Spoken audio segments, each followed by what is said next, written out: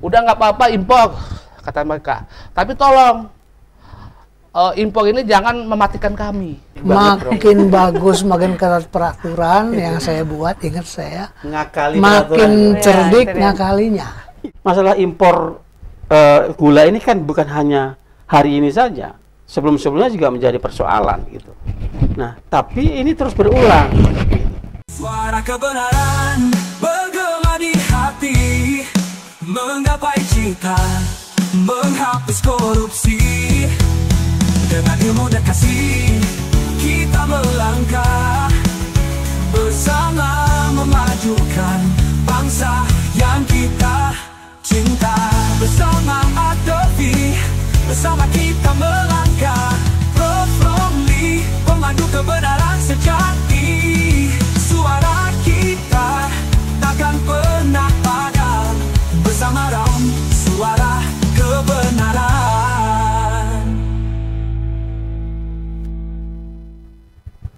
Halo, apa kabar sahabat Suara Kebenaran? Senang sekali ADR TV kembali menjumpai Anda dalam program Suara Kebenaran.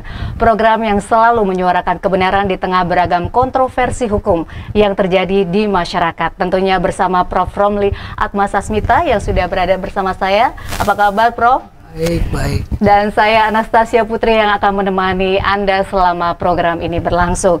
Dan kali ini kita akan membahas kontroversi kasus korupsi impor gula yang melibatkan mantan Menteri Perdagangan tahun 2015-2016 Tom Lembong. Kira-kira apa saja kontroversi dari sisi hukumnya? Untuk membahasnya, Suara Kebenaran hari ini telah hadir para narasumber kita. Saya perkenalkan, yang pertama ada Mas Karyono Wibowo selaku Direktur Eksekutif Indonesian Public Institute atau IPI. Selamat datang Mas Karyono. Baik, Mbak. Apa kabar? Alhamdulillah baik, sehat, Mbak. Oke, dan berikutnya ada Bang Uco Sky Kadafi selaku Direktur Center for Budget Analysis atau CBA. Apa kabar Bang Uco? Alhamdulillah, Sehat ya? terang benderang. Terang benderang. Baik, hari ini kita akan membahas tema yang sangat aktual karena beberapa kasus impor gula ini sedang berlangsung, kasus hukumnya di peradilan, di sidang pra-peradilan. Nah, pertanyaan yang pertama saya ingin ke Mas Karyono dulu nih. Mas Karyono, bagaimana Anda menilai respon pemerintah terhadap kontroversi ini, terutama terkait dengan transparansi investigasi dan upaya untuk memperbaiki tata kelola impor? Ya, mungkin saya dari perspektif kebijakan saya, public policy-nya dulu. Nanti biar pakarnya, pakar hukum yang luar biasa nanti Prof yang membahas dari perspektif hukumnya.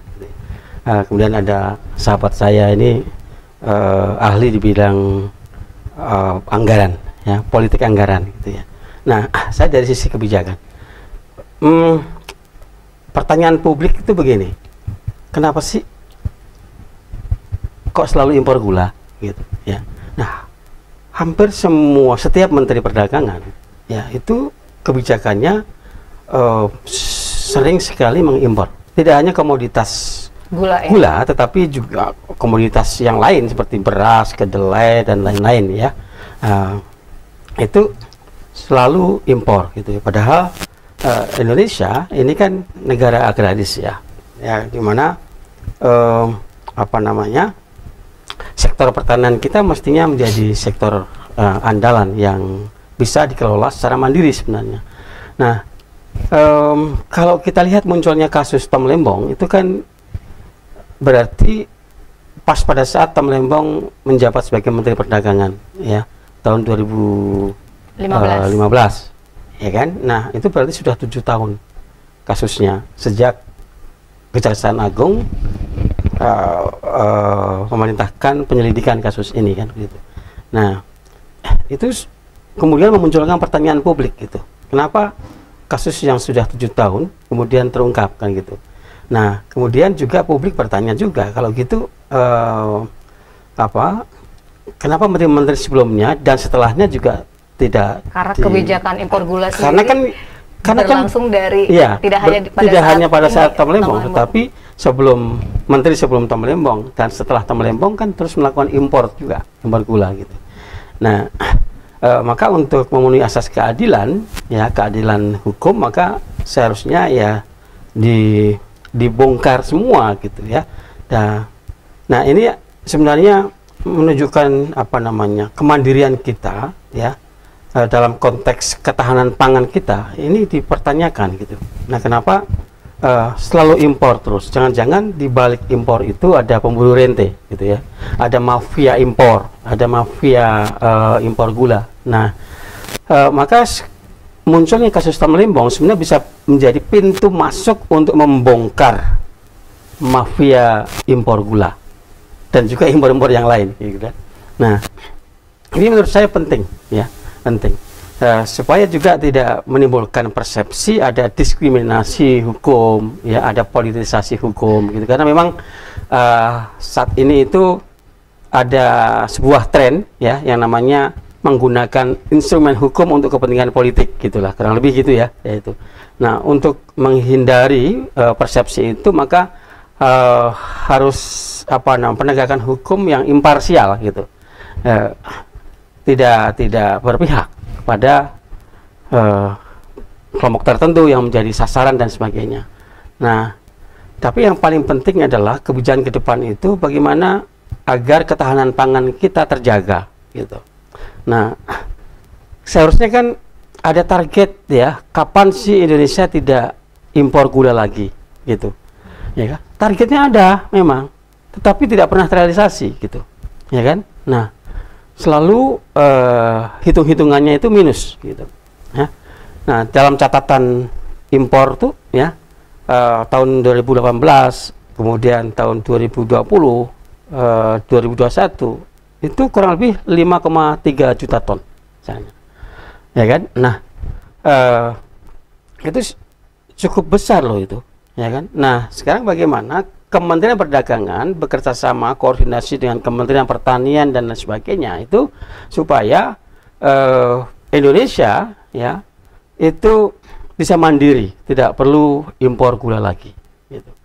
Nah, tapi kan nampaknya impor ini jadikan kebijakan yang mainstream ya, selalu menteri yang baru bikin impor lagi. Nah, kemudian kan memunculkan pertanyaan, oh jangan-jangan ada keuntungan di balik impor itu, gitu.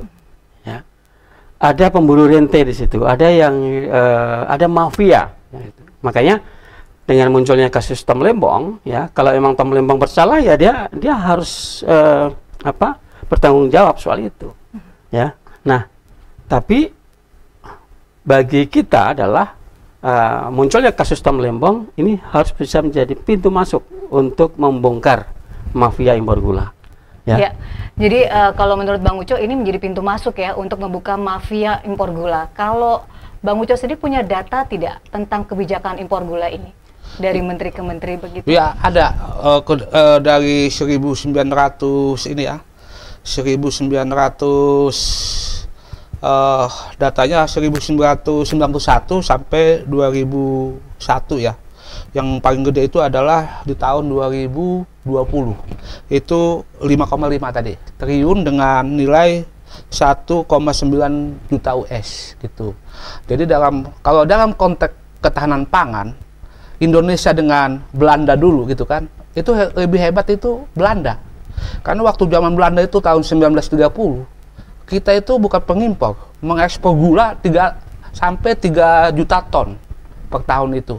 Kita sekarang harus mengimpor sampai 5 juta ton gitu kan, 5 juta ton per tahun gitu kan. Nah itu kalah kita kalau dalam konteks ketahanan pangan gitu.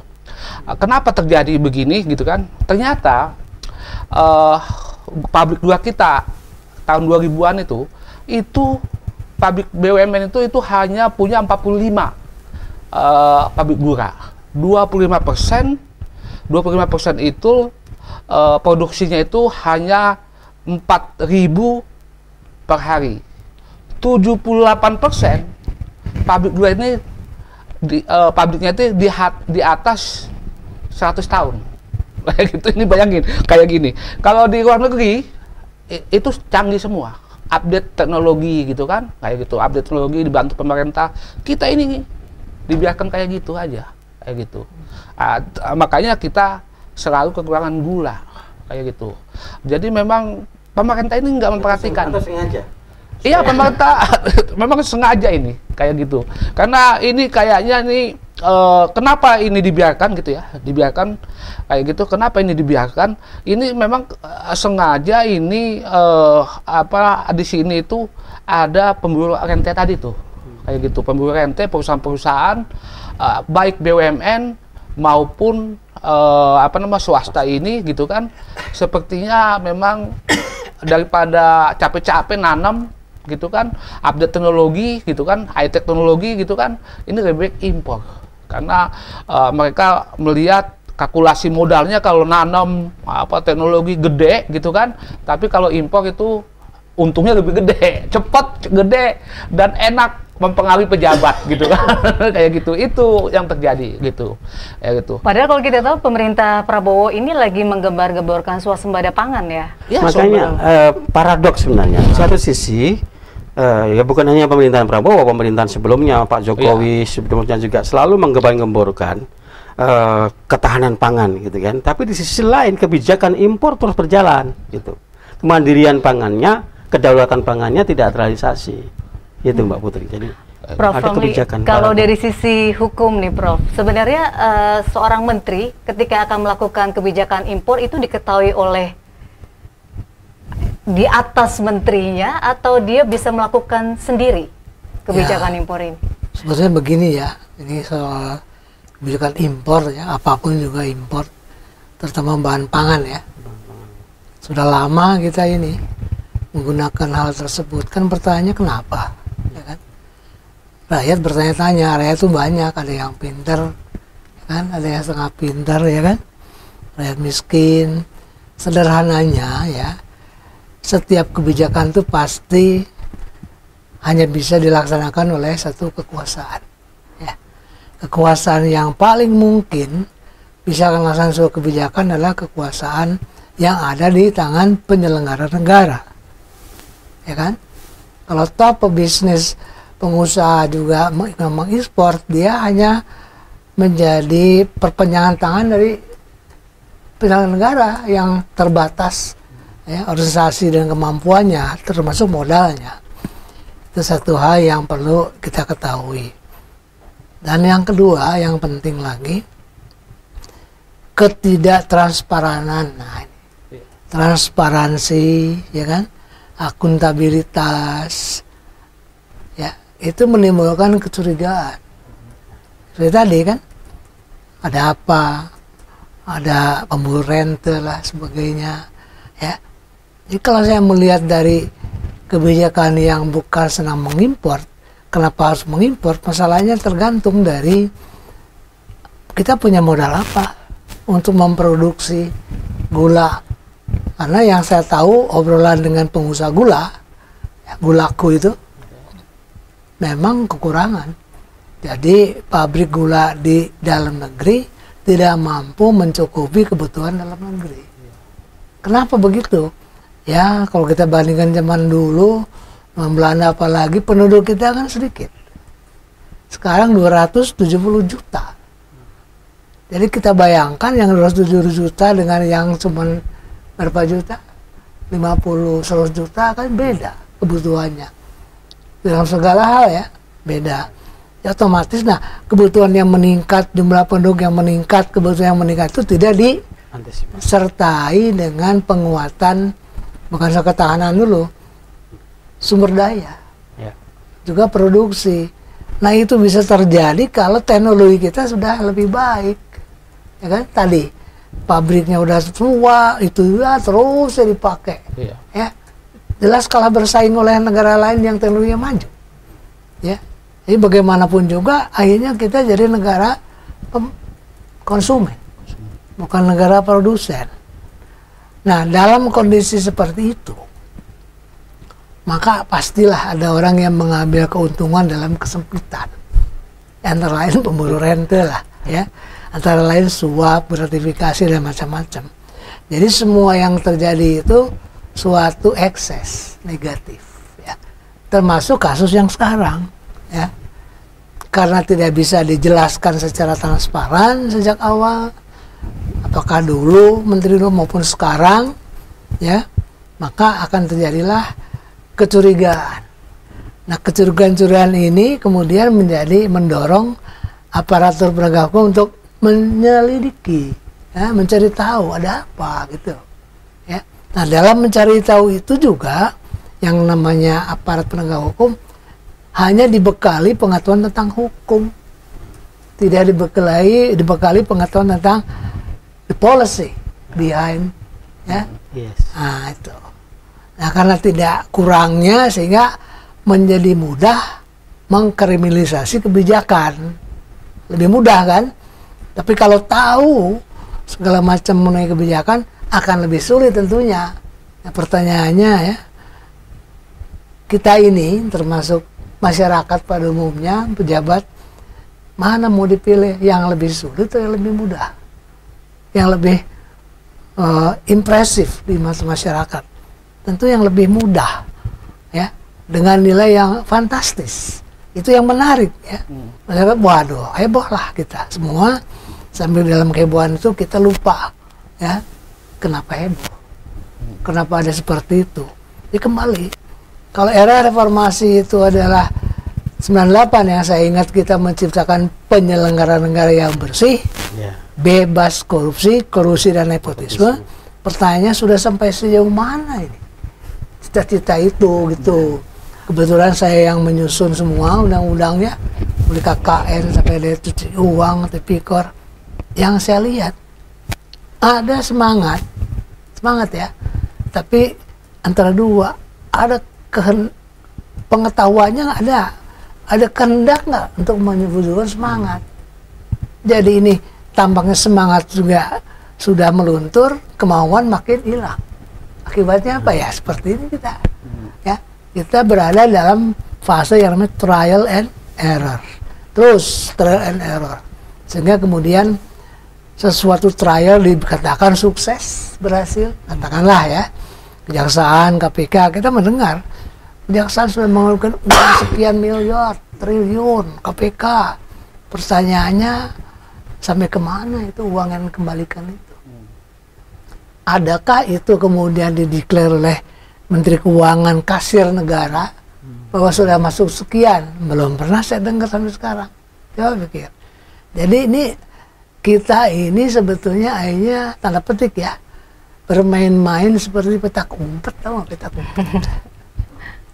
Katanya ada di sana, kita cari nggak ada, ya kan? Nah, inilah yang menimbulkan syakwa sangka kemudian menimbulkan penyelidikan secara hukum ya, akhirnya sampai pada korupsi ya. Yang menarik juga tadi data yang disampaikan oleh Bang Uco, yang terbesar melakukan kebijakan impor justru di tahun 2020 ya. Nah, tetapi yang kasus hukum ya justru baru sekarang tahun 2015. Nah, kira-kira ada apa ini? Gimana Prof kalau dari sisi hukumnya nih Prof? Bentar ya, karena gini, kecurigaan boleh ada, tapi kecurigaan itu masyarakat ditunjukkan oleh bukti kan. Ini loh, kata aparat nih ada bukti loh, ada, ya kan? Ada 4 bukti kan? Ya pokoknya ada bukti aja, kita harus percaya kan? Karena aparat melakukan itu dengan aturan. Masa sembarangan, kan nggak mungkin. Buktinya itu ada 4 blok. Pertama surat elektronik, kedua saksi, kayak gitu. Udah gitu doang. Ya beginilah.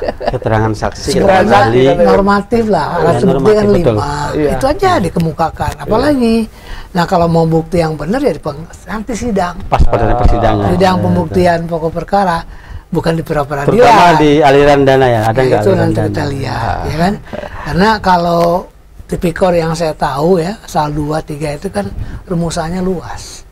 Selain saya juga mendapat keuntungan atau orang lain atau korporasi akibat perbuatan saya, ya kan? Misalnya contoh ya yang ribut, Tom Lembong tidak melihat aliran uang, betul mungkin ya, kita tahu ya posisi dia, harta kekayaan dia, tapi dia tidak memiliki keuntungan, tapi kebijakan itu menguntungkan orang lain, menguntungkan korporasi, kan kemungkinan ya, nanti kita lihat di sidang ya.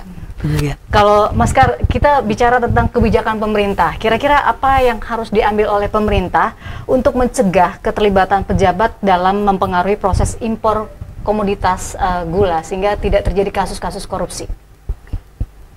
Yes, mereka harus taat hukum gitu. Jadi yang artinya gini ya, ini panjang sebenarnya kalau bicara soal itu, Mbak. Masalahnya juga posisi jabatan tertentu juga tidak gratis gitu ya, tidak ada makan siang gratis gitu. Itu salah satu penyebab kenapa para pejabat itu melakukan korupsi ya. Itu salah satunya kan ada variabel jual beli jabatan gitu ya. Nah, ada cost yang dikeluarkan di situ. Kemudian ada balas budi politik dan sebagainya. Ya, ini kalau dari sisi kebijakan ya, sehingga menteri ya membuat kebijakan itu selalu berpikir ada benefitnya enggak untuk pribadi dan orang-orang yang di belakang ini gitu ya. Nah itu yang membuat para pejabat negara ya, termasuk menteri itu membuat kebijakan-kebijakannya ya itu apa namanya ya, memenuhi tadi unsur korupsi gitu. Nah makanya ya, jadi kalau pejabatnya punya integritas ya, prosesnya nih, proses rekrutmennya ini penting sekali karena itu akan menentukan gitu. Misalnya kepala daerah juga ya, kenapa lebih dari 300 kepala daerah terjerat kasus korupsi? Karena social cost yang dikeluarkan itu besar sekali, puluhan sampai ratusan miliar dia keluarkan itu gitu. Nah pun juga kan kita tidak tahu juga ya, ya kita sering mendengar informasi gitu kan, informasi dari apa namanya ya, orang-orang di elit politik gitu ya. Nah, untuk mendapat posisi menteri itu bukan gratis gitu ya. Itu yang menjadi sumber malapetaka kenapa menteri banyak yang terjerat kasus korupsi juga. Nah, kalau pertanyaannya bagaimana supaya menteri tidak melakukan korupsi, kita bedah dari hulunya, persoalan dari hulunya tadi. Hulunya itu di proses rekrutmennya. Ya. Kemudian ya soal apa namanya, integritas personal ya. Nah, perlu ada kontrol juga di situ. Ya. Kontrol dari publik itu penting juga. Civil society ya, seperti Prof. Romli, Bung Uco dan lain-lain itu sebagai watchdog ya, termasuk media, itu penting sekali ya sebagai faktor untuk mencegah terjadinya korupsi. Jadi publik, apalagi sekarang era media sosial, siapapun bisa melaporkan melalui apalagi sosial dengan media dan betul digital sekali ya. The power of medsos itu memiliki peran strategis. Dalam beberapa contoh itu berhasil itu. Jadi gerakan civil society ya dengan menggunakan medsos itu juga penting, sangat berpengaruh. Baik, Bang Uco, kita bicara tentang tadi menarik mafia impor gula. Ini mungkin bukan baru pertama kali terjadi kasus mafia impor gula, tapi ini bisa menjadi pintu masuk. Nah, kira-kira apakah kasus yang sedang terjadi sekarang, terutama menimpa Tom Lembong ini, bisa betul-betul mampu untuk membongkar mafia impor gula yang lain? Iya, bisa aja. Itu politik will kejaksaan lah di situ. Apakah jaksa mau memperluas gitu kan, atau memang hanya di kasus satu ini aja kayak gitu. Karena kemarin udah menyatakan bahwa yang lain tidak akan dipanggil kayak gitu kan. Itu memperlihatkan bahwa memang kejaksaan ini memang hanya kasus Lembong aja, yang lain mereka tidak mau, mungkin ketakutan juga ini kalau ini dibongkar ini bisa kemana-mana ini, udah bisa siapa nanti apa namanya bohirnya gitu kan, siapa operatornya, bisa ketahuan semua itu kalau memang ini ingin dibuka itu kayak gitu. Seperti tadi kata Masker ya, bahwa posisi menteri ini tidak gratis ya. Iya, jadi apa namanya, yang namanya impor itu ya menarik apa namanya impor ini ya. Saya pernah tanya, impor ini kenapa tidak ditenderkan saja, gitu kan? Ternyata kalau ditenderkan itu memang akses kita, perusahaan-perusahaan yang punya akses ke luar negeri itu terbatas katanya. Jadi impor ini kadang-kadang yang punya akses itu hanya beberapa orang, tapi pakai perusahaan-perusahaan swasta atau BUMN kayak gitu kan, kayak gitu. Misalnya beberapa BUMN ini ya, BUMN ini misalnya dapat kuota, gitu kan, dia nggak punya duit untuk membayar kuota ini dan mengimpor gula ini. Tentu dia harus cari yang namanya investor ini untuk membiayai ini semua. BUMN kan nggak punya duit, utangnya banyak di mana-mana. Tinggal mau bangkrut aja, meledak aja ntar itu, gitu kan. Nah, itu satu persoalan apa ya yang harus dibuka kayak gitu, kayak gitu. Udah itu masalah data, apa nih ya? Benar gak kita kekurangan gula, kayak gitu. Waktu zamannya Enggar itu, gitu ya, itu impor itu berlebihan. Sampai-sampai Faisal Basri itu dalam Twitternya itu dia mengkritik Enggar itu, dia Faisal Basri almarhum itu kan mengkritik bahwa impor itu tidak baik gitu. Apa jawabnya pemerintah waktu itu? Kita impor gula gitu kan karena gula lokal itu tidak bagus untuk dipakai makanan-makanan internasional gitu, minuman, makanan gitu. Itu bisa rusak kata mereka kayak gitu loh. Apa itu cuman framing aja? Ya itu alasan mereka, alasan pemerintah. Makanya klasik itu. Iya, Alasan klasik. alasan klasik. Makanya kita impor supaya makanannya diolah itu tetap manis dan bagus kayak gitu, kayak gitu. Karena dalam saya baca beberapa itu ya, beberapa penelitian memang gula lokal kita tuh jelek. Ada beberapa dibandingkan dengan itu. Karena apa? Teknologinya. Itu teknologinya lagi kita. Kalau Thailand yang lain teknologinya udah bagus dia. Lebih bagus kayak gitu. Tapi jangan salah, gula oke lah, bagus kualitasnya ya. Tapi kedelai ini impor kedelai, itu kualitas kita itu jelek, gitu ya. Kualitas impor apa itu kedelai itu jelek. Jadi kita misalnya impor dari Amerika ya. Amerika itu kan beli kedelai dari Brazil, dari Chili, masuk ke Amerika. Amerika kedelai itu diambil sarinya kedelai itu diambil sarinya, udah itu bulatnya itu dikirim ke kita. Itu ya yang BPPM itu nggak ngecek itu kualitasnya standarnya bagus nggak nih impor kedelainya dari Amerika kayak gitu. Buktinya apa? Di tempe. Tempe yang kedelai yang bagus kita goreng tempe ini besok itu masih bagus tempe itu. Tapi kalau kedelainya udah rusak, tempe itu dingin, maaf kayak tai. Itu iya kan betul Pak? Kayak tai maaf. Iya. Bener, coba buktikan kalau nanti makan dia Pak, di pecel lele deh. Kalau tempenya kedelai bagus Jadi itu, belum tentu ya impor itu menghasilkan kualitas yang bagus. Produk yang berkualitas. Bagus ya.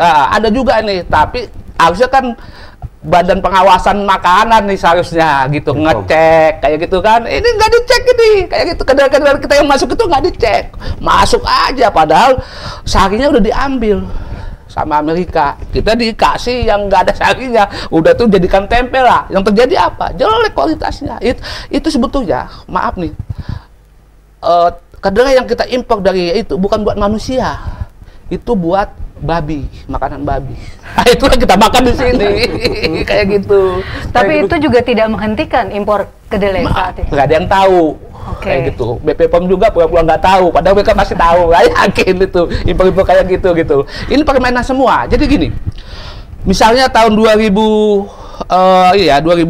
tadi 5 juta ton masuk ke Indonesia. Benar nggak 5.000 ton masuk? Itu kan data yang ada di pemerintahan. Ya. Dan Gimana? Ya, akhirnya ada nggak kayak gitu? Jangan-jangan pada banyak yang masuk kayak gitu kan? Banyak yang masuk tapi nggak terdata. Dicampur. Iya, kan permainan di bandar di apa itu? Di apa namanya? Di pelabuhan. Pelabuhan kan banyak penjaga di situ. Kayak gitu. Gitu. Berapa sih supaya bisa masuk ke sini kan? Gampang sih. Oh itu. Kan kita udah tahu permainan di pelabuhan kayak apa, kayak gitu. Untuk masuk aja kan gampang kayak gitu. Itu yang terjadi kayak gitu. Makanya kita ini apa namanya? Lokal itu jadi ada asosiasi tebu itu menyatakan udah nggak apa-apa impor kata mereka, tapi tolong impor ini jangan mematikan kami gitu ya. Tapi yang jelas impor ini kalau udah impor simpan dong di gudang gitu kan. Tapi kalau udah tidak tersedia atau Baru harga dikeluarkan. naik kayak gitu, boleh dikurangin kayak Kayak gitu beras kan. lah ya. Kayak beras. Tapi yang terjadi apa di pasaran gitu kan? Harga tetap aja naik. Enggak. Jadi impor itu datang kan harusnya kan harga itu kan turun. Ini enggak. Nggak ada harga yang turun, naik aja pelan-pelan naik gitu. Udah itu apa harga eceran pemerintah Eceran. pelan-pelan naik gitu. Masyarakat kan naiknya kan dikit-dikit. Tapi kan sebetulnya Akumulasinya akumulasinya besar gede juga. itu. Ayo makanya sinilah pemerintah itu kadang-kadang itu apa namanya, nggak kasihan lihat masyarakat kita itu. Iya. Hajar yang penting dapat yang penting itu aja kayak gitu. Prof, ini miris juga ya Prof, kalau kita lihat sebenarnya ini sudah jadi rahasia umum juga Iya. ya, semua orang sudah tahu. Nah kira-kira Prof, skandal seperti ini apakah ini mencerminkan Ya. ada celah besar dalam sistem pengadaan atau lebih pada lemahnya integritas dari individunya? Ya, gini ya, kalau kita bicara policy gitu, adalah hanya pemegang kekuasaan. Penguasaan selalu mengandalkan aturan, ya kan? Masalahnya kan bukan masalah hanya itu. Apalagi impor gula, ya kan? Ada gula, ada semut lah gitu kan. Semutnya kebanyakan, gulanya dikit, ya kan? Kan yang bingung yang ngawasi. Iya. Jadi di sini masalahnya kalau ada polisi impor, yang penting masalah ada nggak ketersediaan, Iya. ada nggak impor. Jadi masalahnya pengawasan, koordinasi pengawasan yang memang nggak tahu apa alamiah memang tidak sulit berkoordinasi dan sebagainya pengawasan atau memang dipersulit. Nah ini dalam hal seperti ini tuh maaf ya, orang-orang kita cerdik, Banyak akal. cerdik, Cerdik banget, Bro. makin bagus, makin ketat peraturan yang saya buat, ingat saya, Ngakali makin Ya, cerdik itu dia. ngakalinya, ya kan? Jadi multi kompleks, ya. Jadi kalau bicara sesuatu yang sekarang kita bicarakan bukan masalah hukumnya, ada masalah sosial, masalah kepribadian, segala macam lah, ya. Nah di sini kan pentingnya bagaimana memelihara, ya, patriotisme itu udah hilang. Ya. Masalah patriotisme gini, apakah tugas saya sudah melakukan tugas memberikan kontribusi terhadap kemakmuran, kesejahteraan masyarakat? Nah itu masalah. Yang penting saya duduk menjalankan tugas, yang penting diri saya dulu sendiri, yang keluarga saya. Jadi integritas individunya ya, Itu Prof. masalah. Jadi memang tidak bisa lihat dari satu perspektif hukum. Apakah policy juga sama? Karena hukum dan kekuasaan itu berkelindahan terus, ya kan? Ya, godaan yang terbesar ya itu tadi, suap, gratifikasi. Kalau korupsi udah bagian besarnya, yang kecil-kecilnya suap. Nah selama ini ya, gara-gara pasal 23 itu, kerugian negara di expose terlalu besar, lupa bahwa ada suap. Selama ini yang tidak pernah terdeteksi, suap kan nggak kelihatan, susah membuktikan, Ya. ya kan?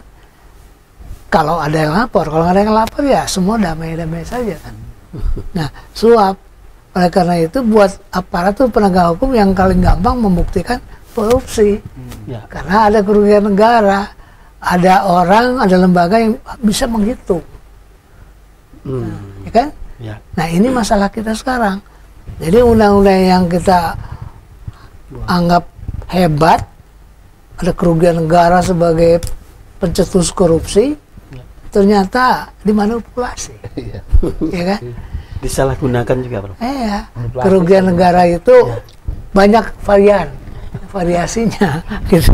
Jadi bukan hanya satu perspektif hukum keuangan negara, enggak, bukan itu. Justru ada juga perspektif lain. Siapa yang menghitung? Bagaimana cara menghitung? Nah, Ya kan? itu. Kerugian itu. Nah, dalam konteks ini kebijakan impor gula dan impor bahan pangan itu yang terganggu adalah sistem perekonomian. Iya. Makanya ada kerugian keuangan atau perekonomian. Nggak bisa satu nafas tuh. Nah, Keuangan negara dan perekonomian tidak. Makanya dipisah atau. Karena antara dua pengertian itu berbeda jauh. Ya. Kalau kerugian keuangan jelas, APBN-nya jelas, Ya, angkanya jelas. angkanya jelas, standar ngitungnya jelas, Ya. karena ada standar internasional kan pemeriksaan itu, termasuk BPK. Tapi yang perekonomian nggak jelas. Ya. Siapa yang mengatakan rugi perekonomian? Sampai sekarang nggak jelas. Ya. Lembaga mana? Nggak jelas. Kalau ahli, banyak ahli. Ya. Karena Tapi kualitatif ya, kerugian perekonomian itu harus orang ahli. Ahli yang bisa menghitung, melihat, memperkirakan itu ya ekonomi makro. Betul. Bukan ekonomi mikro. Jadi kalau ekonomi makro kan banyak orang pinter kita ekonom. Ya bisa rame itu. Ya, kalau mereka rame diadu di sidang saja, yang bingung siapa? Hakim. Hakimnya. Kalau hakim bingung, kan ada prinsip hukum kita, in dubio pro reo. Kalau hakim ragu-ragu bebas. Memutuskan. Nah itu. Jadi keberanian, kalau berani ya kejaksaan atau KPK menggunakan unsur perekonomian luar biasa, luar biasa. Yang pasti saja tidak dilakukan dengan benar, kerugian hitung itu. Ya ini kalau hukum aja udah kompleks loh. Jadi sekarang apa jalan keluarnya? Saya berpikir ya, kemarin udah ngobrol saya dengan Menteri Hukum waktu DPR, kita revisi lah undang-undangnya. Apalagi karena kita nggak berdaya mencegah, karena begitu jadi perkara bagaimanapun juga KPK Kejaksaan mau tidak mau memaksakan bahwa itu harus terbukti Ya. dengan cara apapun. Nah itu yang terjadi ya. Akibatnya apa? Apa benar menegakkan hukum itu mencari kebenaran, ya, untuk menciptakan keadilan? Ya kebenaran bagi siapa keadilan? Yang paling menderita kan terdakwa, Ya. bukan negara. Negara memang sudah wajibnya melindungi, bahkan Ya. bukan mencari perkara agar terdakwa masuk penjara, disita hartanya, tapi untuk negara apa kebanggaannya? Ya kan pertanyaan itu apa negara? Menjalankan orang dengan menyita habis-habisan padahal proses hukumnya tidak jelas, apalagi ada kepentingan politik, ya kan? Apalagi jadi saya lihat, wah ini kok kalau kebijakan ini saja bisa dikriminalisasi dan nanti terbukti di pengadilan tidak bisa dibuktikan dengan benar, Ya. dampaknya baru sana kemana-mana, makanan, beras, segala macam, ya, sawit dan sebagainya. Ngerti nggak? Jadi masalahnya nggak sekedar hukum. Jadi kebenaran yang kita maksud di sini benar nggak sih? Gitu. Sesuatu perkara demikian hebohnya yang katanya hanya kebijakan. Ini belum bicara dari ahli lah, ahli tentang kebijakan. Ya. Apa benar kebijakan bisa dihukum? Bisa. Kalau dalam kebijaksanaan itu pelaksanaannya, bukan kebijakannya. Pelaksanaannya bermasalah. Bermasalah. Tapi ketika itu diambil kebijakan oleh presiden menteri, jangan presiden menterinya jadi masalah. Pelaksanaannya. Ya. Ya kan gitu pikiran sederhananya loh. Jadi yang namanya dirjen itu pelaksana teknis kebijakan. Saya dulu dirjen. Ya. Pelaksana teknis kebijakan menteri. Jadi sifatnya menteri ke saya itu udah delegasi. Tergantung kamu laksanakan ini sesuai dengan aturan. Nah di sini ada masalah apa suap, kickback dan sebagainya. Betul nggak? Nah, kebijakannya memang ya kalau kebijakan semua menjadi masalah, siapa yang mau berani mengambil kebijakan? Nah itu juga dilematis juga, Pak. Iyalah tadi. Nggak berani mengambil keputusan juga. Otomatis karena semua sekarang misalnya ya perkreditan lah, kebetulan banknya BUMN, selalu yang terdepan jadi tersangka tuh ya bagian kredit. Ya kan? Iya. Yang di depan yang mutus, oh ini layak diberi kredit, padahal mengatakan layak diberi kredit bukan karena dia juga punya ada komite kredit. Nah ini parah gitu kalau saya lihat dari makronya parah kita ini. Ya parahnya bukan gini, bagaimana mencegah, bagaimana solusinya dari kondisi seperti ini, dan siapa yang memulai, yang mengatakan. Ingat dari kata presiden kita ikan busuk dari Kepalanya. kepalanya. Jadi sekarang kita balik lagi, yang namanya kepala busuk apa enggak gitu aja, ya kan? Artinya tergantung sejauh mana perhatian presiden, kepala negara juga kepala pemerintahan melihat ini dalam keadaan yang serius dan bahkan darurat, ya kan? Ya. Kalau mau serius darurat, ya segera dong lakukan semacam kan ada Menko, Iya. Menko Hukum, Nah. ya kan? Menko Hukum di dalamnya ada koordinasi di menteri-menteri. Coba koordinasi dari sekarang, kan nggak kedengeran. Rame-rame di sana, sepi-sepi di sini. Yang rame-rame, yang sepi-sepi. Harusnya ya, sudah tahu begini, apalagi ini kebijakan impor penting, apalagi juga ekspor, cepatlah dibahas di Menko. Jangan bicara judi online. Ini menyangkut hajat hidup orang banyak. Ya iyalah, Iya. Mestinya menjadi skala prioritas. harusnya Menko yang ditugasi tanggung jawab tuh duduk bareng ke Menko Perekonomian, ke Menko Hukum, ya kan? Iya. Kan nggak pernah dengar ya? Nah, tanya. Ya, Mas Kar, kalau kita belajar dari kasus Tom Lembong ini, apa sih sebenarnya yang harus diperbaiki, terutama dalam tata kelola impor? Iya, tata kelola impor mesti justru itu harus diperbaiki. Tata Apa kelola ini, impornya. bagian apa yang harus diperbaiki? Terutama bagian hitung-hitungan impornya. Nah, benar nggak nih misalnya Indonesia tahun ini gitu ya atau tahun depan itu butuh impor 5 juta ton misalnya, atau jangan-jangan angka itu di markup ya, sehingga kalau di markup kan keuntungannya lebih besar nih para pemburu rente ini. Semakin besar jumlah impor, semakin berbanding lurus dengan benefit atau keuntungan yang didapatkan. Nah, ini hitung-hitungannya kan seringkali berbeda ya. Misalnya antara Bulog dengan Kementerian Pertanian ya, Mbak Putri pernah kan itu? Ya. Perbedaan data antara Kementerian Pertanian, Kementerian Perdagangan, dan Bulog itu seringkali terjadi. Maka ya tidak salah kemudian kalau publik bertanya, ini sebenarnya kita ini butuh impor atau tidak sih gitu, atau kita ini butuh impor berapa sih sebenarnya? Gitu. Nah itu perlu sekali itu.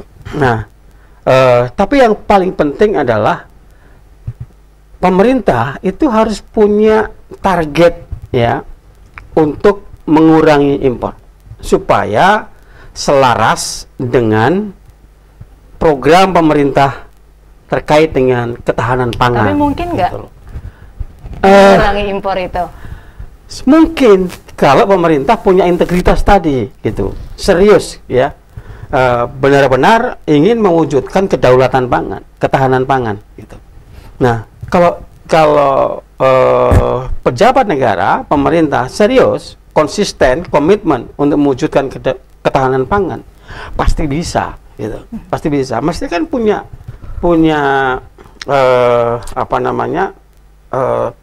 agenda ya, target lah, gitu. Kapan Indonesia mengurangi impor? Berapa?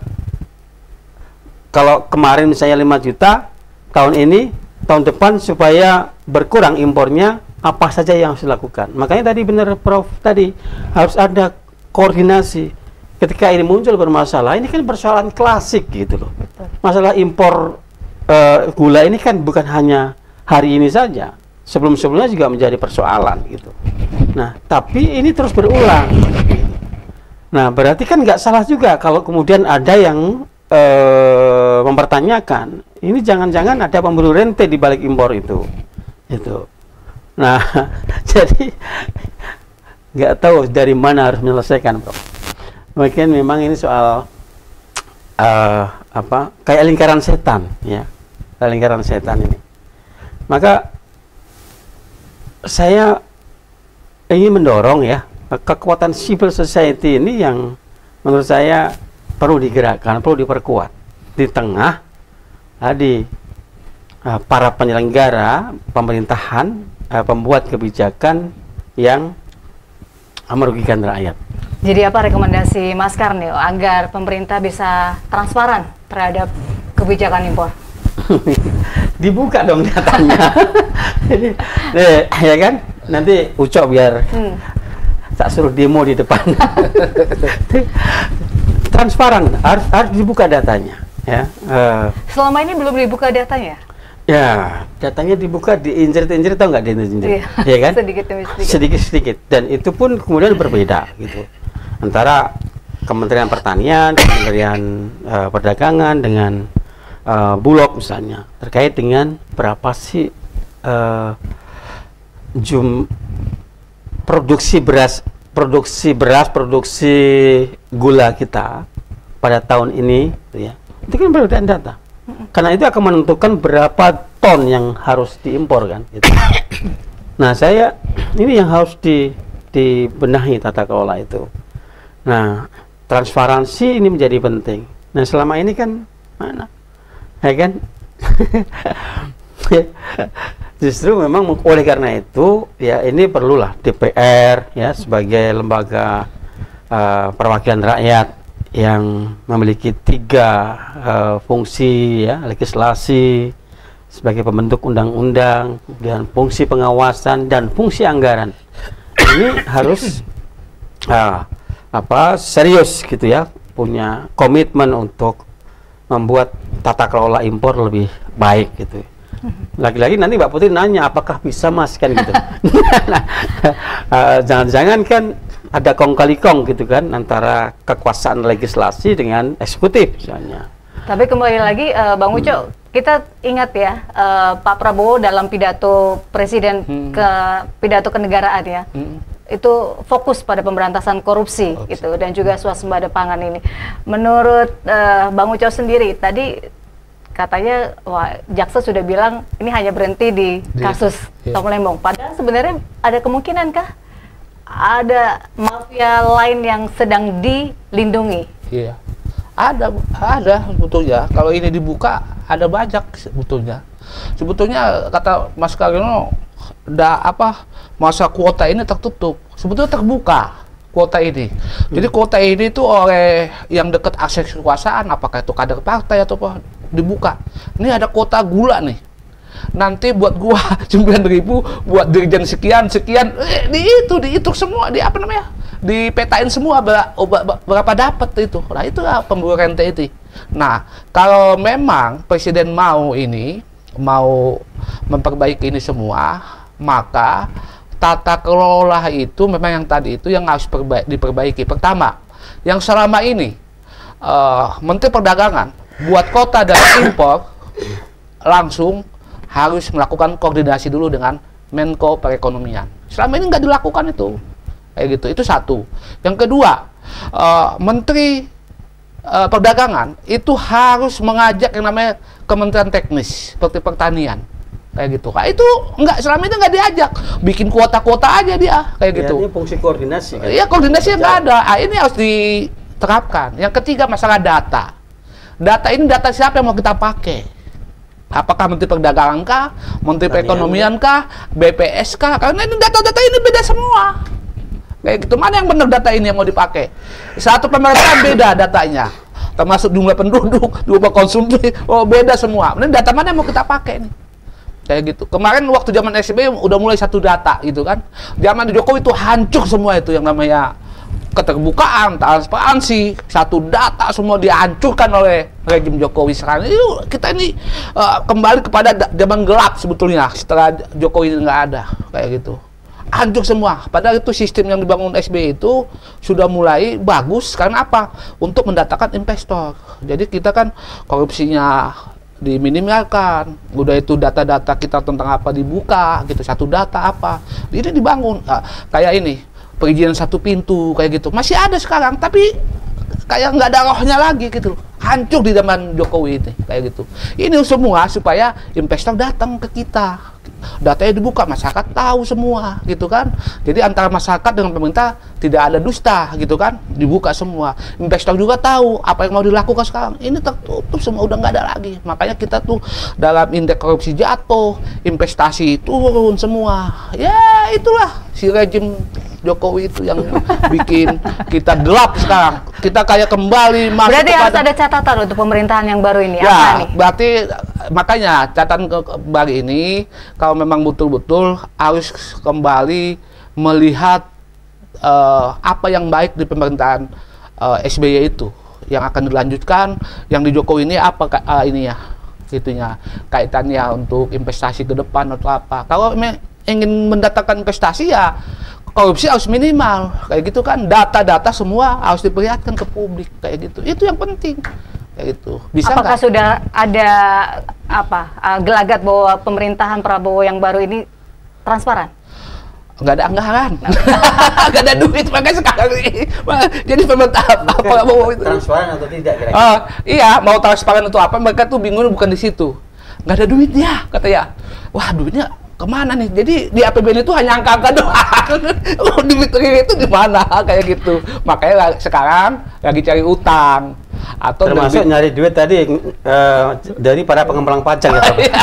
kayak gitu. Lagi cari utang mereka. Jadi konsep-konsep tentang keterbukaan, transparansi apa itu lagi nggak dipikirin udah sekarang. Tapi bagaimana mendatangkan duit? Nah itu karena APBN apa kata ini dulu betul juga JK, pertumbuhan kita 5%. Itu mah di atas kertas katanya. Nggak segitu ya katanya. Benar itu, sekarang ekonomi kita kan daya beli udah turun semua. APBN kita utang banyak numpuk kayak gitu kan. Kayak di pejabat-pejabat kita kan cari utang nih di luar negeri. Pertanyaannya buat pejabat apa? Satu, utang lu berapa sekarang? 8.000 triliun. 8.000, lu mau utang lagi? Iya. Bayar 8.000 triliun bagaimana caranya? Digituin sama orang luar, orang Eropa ke pejabat kita. Gitu. Kalau di kita sini, utang kita gampang. Kita ini akan kita gampang. Bagaimana konsepnya? Konsepnya cari utang lagi, untuk utang lagi itu menteri keuangan itu loh. Itu S3, S2, tapi otaknya didengkul itu. Kayak gitu. Mau menanggapi, Bro? Kayak gitu. Jadi nggak ada solusi gitu. Nggak ada solusi, Bro. Kayak gitu. Solusinya cukup cari utang. Jadi gini ya, kalau data ya, yang mau dibuka data apa? Nggak ada uang. Nggak udah. Keterbukaan apa? Iya. Yang mau dibuka nggak ada kok. Nggak ada hutang. Paling tidak roadmap-nya, Udah. kebijakannya yang Saya tuh terus terang bicara roadmap itu udah puyeng. Roadmap pemberantasan ada. Iya. Good Tapi governance. eksekusinya ya, Prof, ya, Itu masalah masih lemah eksekusi, ya. ya kan? Jadi omong-omong gitu ya. Nah, itu dia. Nah, jadi ginilah. Ya. Memang kan yang kita bicarakan impor gula. Iya, Kecil kan? Kecil. dampaknya. Yang besarnya, Iya. yang kecilnya. Yang kecilnya sudah mumet, Iya. apalagi yang besarnya. Nah, sekarang kalau yang kecilnya ada mumet, satu aja yang saya lihat, satu koordinasi. Yang penting kan kita punya pengawasan Inspektorat Jenderal. Selama ini di tiap kementerian ada. Pertanyaan kita nih, apa kerjanya sih mereka? Gitu. Karena pengawasan internal itu. Iya. Ada pengawasan eksternal, BPK. Iya, itu. BPK. Ada juga BPKP katanya. Tapi ya sampai di sana hasilnya ada, actionnya nggak ada. Jadi kembali kita, apa kata Soekarno dulu, yang paling sulit melawan bangsa sendiri. Bayang sendiri. Betul. Jadi yang paling sulit mengisi kemerdekaan. Membakar semangat sih bisa. Iya. Tapi mengisi itu kita nggak mampu. 78 tahun loh kita. Suruh ngisi aja, sekolah pada pinter, ya kan? Profesor, doktor lah.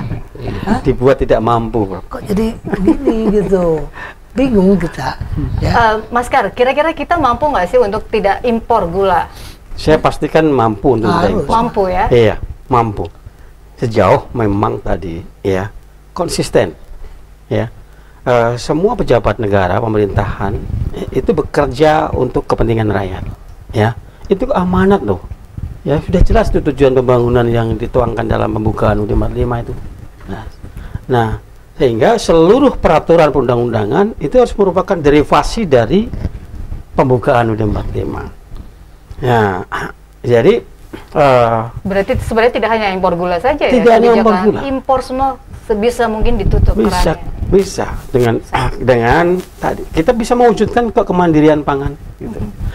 tadi selalu begini kan, saya kesel juga. Ini kan selalu klasik nih. Kalau kita baca alasan impor itu kan, ya karena kita produksi kita nggak cukup, ya kan. Kemudian kenapa nggak cukup? Karena teknologi kita tidak memadai. Aduh, saya bilang, loh pertanyaannya, loh kenapa nggak ditingkatkan teknologinya? Gitu. Ya. Kenapa tidak ditingkatkan produktivitasnya? Kok ini selalu menjadi alasan klasik gitu, ya kan? Ini sudah 78 tahun kan, Prof? 79 gitu, ya kan? Kan aneh, gitu. Aneh. Nah, jadi menurut saya memang kembalilah ke apa namanya cita-cita proklamasi 17 Agustus 45 itu, ya. Nah, sehingga keputusan kebijakan yang dibuat oleh penyelenggara negara, ya, itu menuju pada cita-cita pembangunan nasional. Produk hukum yang dibuat juga menuju ke sana, kebijakan yang dibuat juga menuju ke sana. Tuh. Ya. Pertanyaannya bisa nggak? Nah, harus bisa lah. Harus bisa. Gitu. Begini ya, saya punya ide juga. Ini kan berbarengan dengan industrialisasi. Nah, betul. Karena industrialisasi itu kan menggunakan tanah sawah udah susah nih. Iya. Makin berkurang. Ya, kalau makin berkurang tanah itu dipakai industri, kapan nanamnya? Iya. Lahan mana? Sehingga kemudian pemerintah nanam padi aja di sawit di tempat payau di luar Kalimantan, di Papua. Kan satu ciri bahwa kita memang udah padat. Kota-kota besar, Karawang dulu kan lumbung beras, sekarang penuh orang. Ya, jadi masalahnya berbarengan ini antara industrialisasi, ya kan, ketahanan pangan itu harus berbarengan. Betul. Ya, dari caranya gimana harus bareng polisi ini? Ya koordinasi gitu. Betul. Ya. Dari hulu sampai hilir. Iya. Masuk tata kelola tadi lahan pertanian. Jadi nggak mungkin ya pembangunan ekonomi, pembangunan impor ekspor itu hanya berjalan sendiri, harus bareng. Nah, barangnya tertibnya itu oleh hukum. Ya kan? Ya, betul. Harus hukum. Kalau nggak paham hukum ya gimana? Bang Ucok, ada data barangkali terkait dengan ada nggak sih satu masa bahwa Indonesia itu impornya sangat minim? Ya, tahun 91 itu, zaman Soeharto jadi gitu. Kalau zaman Soeharto kan betul-betul ya, swadanya itu parah gitu. Tapi kita juga bisa ke depan itu. Tapi ya itu tadi harus serius dan hukum. Nah, yang harus dilakukan pemerintah Prabowo ini sebetulnya kan tanah-tanah yang diem ini, yang diem, AGU ini diem, nah itu diserahkan ke masyarakat atau perusahaan untuk mau tebu mau kedelai gitu. Tapi ada juga saat ini ada kasus juga AGU yang diserahkan ke perusahaan malah digadaikan ke bank. Kayak gitu, ke bank, gadekan ke bank untuk dapat duit gitu kan, tanahnya ya nggak tanamannya nggak tumbuh gitu. Kalau tanaman tumbuh, perusahaannya kan udah jelas rugi untuk membiayai kan, ambil duit. Nah itu terjadi, banyak terjadi AGU kita itu. Saya ingat kelakuan gitu zaman baheula. Pabrik tekstil di Majalaya kan luar biasa. Masih ingat ya? Iya, semua pengusaha itu dapat izin X. Ya, tapi namanya pengusaha aktentasi. Dia pengusaha tapi cuma bawa tas saja. Iya. Isinya ya itu izin-izin. Itu yang diperjualbelikan. Iya, pabriknya tetap aja pabrik. Pabrik betul. Jadi ini apa ini? Perilaku yang ingin cepat kaya. Iya. Konsumeristis itu. Betul. Ya kan? Ya, baik. Jadi ini perlu pencerahan lagi. Iya. Jadi kalau zaman ke Prabowo ini kayaknya agak mustahil juga saya lihat. Apa? Prabowo udah bilang anti korupsi gitu kan, swasembada pangan ke depan sama air gitu kan, udah ngomong dia kan, wacana itu udah ngomong kan. Menterinya bukan bagaimana menerapkan ini konsep ini, ngomongnya saya kekurangan duit nih. Gitu kan, bansos besok butuh 20 triliun. HAM butuh 20 triliun kayak gitu. Udah itu Menteri Transmigrasi. Oh, transmigrasi sekarang hanya 100 miliar aja nggak cukup. Dulu triliunan kayak gitu. Ngomongin duit mereka, bukan ngomongin konsep dulu. Jadi apa yang dikatakan Prabowo itu harus bagaimana dikonsepkan dulu, dioperasionalkan dulu, baru minta duitnya. Ini konsepnya nggak ada, nggak ada minta duit. Berarti cuma omong-omong juga. Omong-omong juga kayak gitu. Minta duit, tapi Sri Mulyani udah bilang dipotong semua anggaran kementerian 50%. Iya.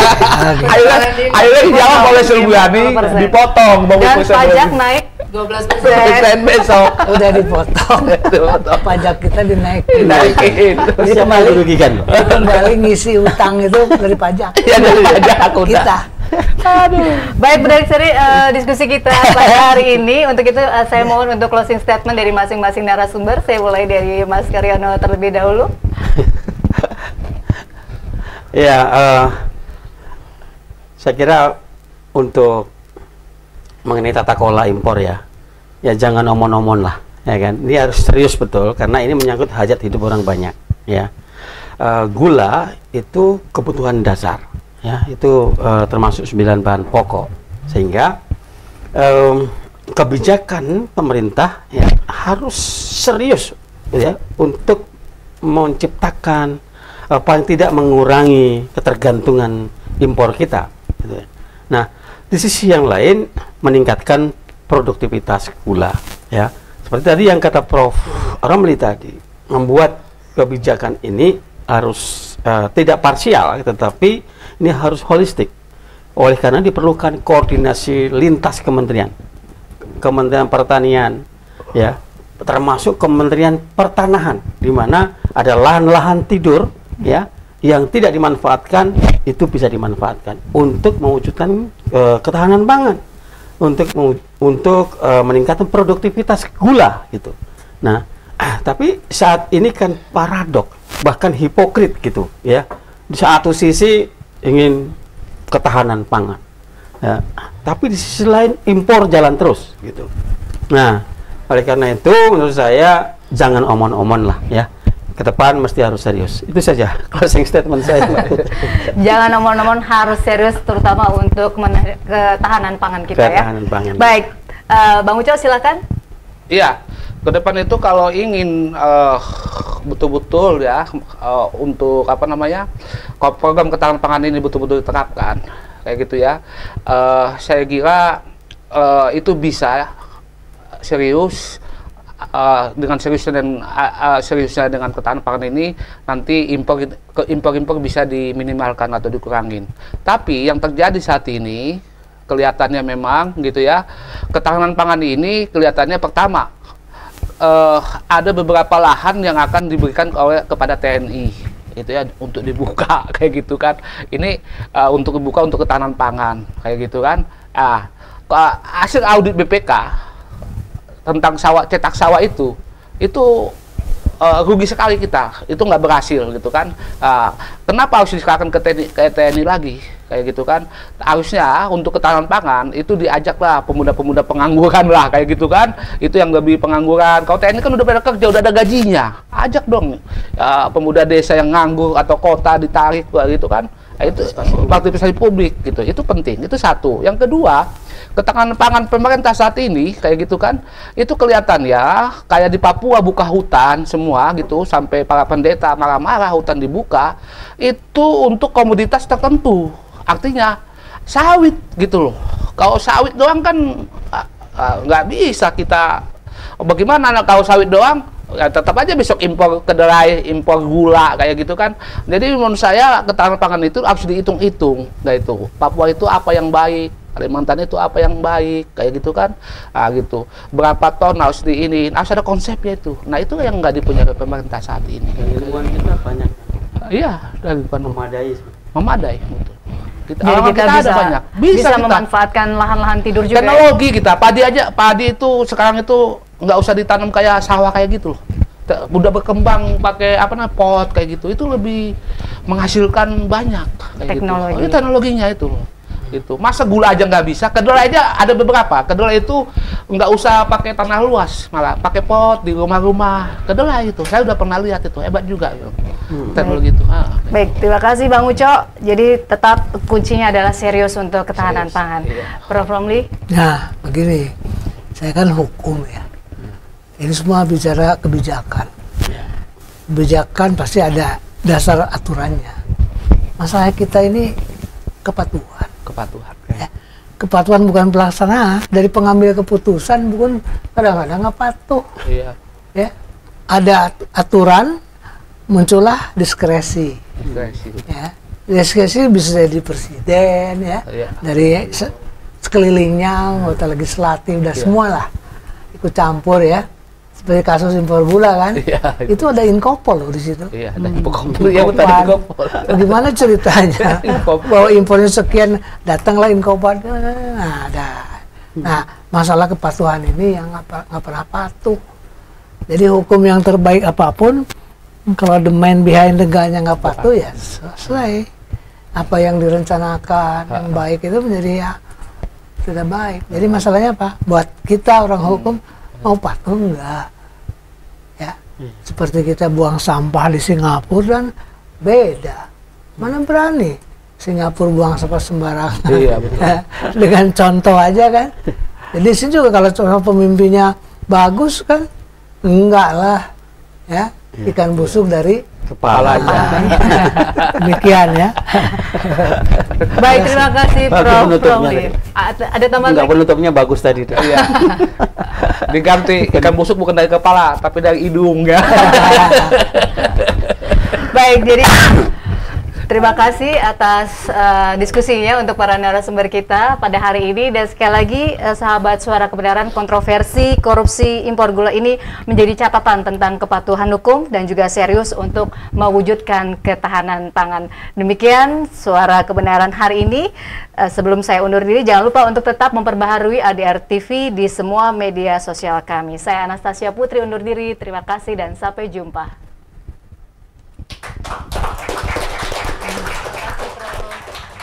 Ya.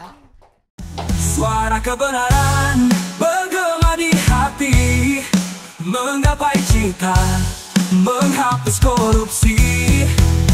Dengan ilmu dan kasih kita melangkah, bersama memajukan bangsa yang kita cinta. Bersama Adovi, bersama kita melangkah.